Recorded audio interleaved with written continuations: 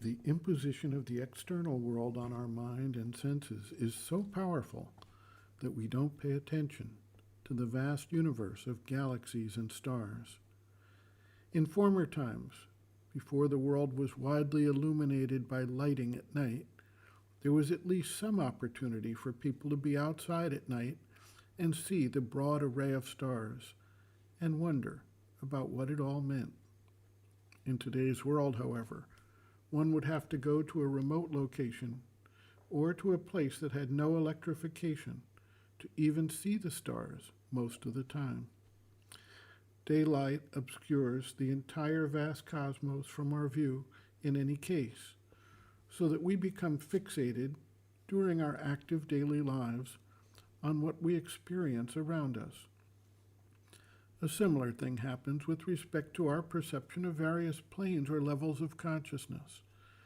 Our attention is riveted firmly by the needs of the body, the desires and activities of the vital being, and the perceptions and thoughts we experience in our minds. It is rare that we can shift our focus away from the overpowering influence of the body-life-mind complex to even attempt to look for or become receptive to another form or power of consciousness. This is complicated further by the vibrational range of that higher consciousness that falls beyond the normal limits of our sense organs.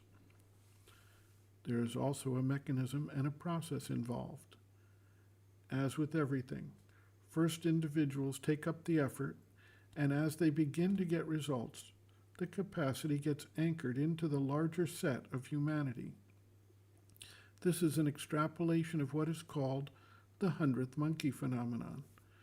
When a certain critical mass of humanity acquires this power of knowledge and action, it begins to proliferate more swiftly. This is done through subtle influence, energetics, and the ability of people to copy or mimic the actions of others until it becomes part of their repertoire directly. The mother observes, quote, "This material world as it actually visibly is so powerful, so absolutely real for the ordinary consciousness, that it has engulfed, as it were, this supramental force and consciousness when it manifested, and a long preparation is necessary before its presence can be even glimpsed, felt, perceived in some way or other, and this is the work it is doing now. How long it will take is difficult to foresee.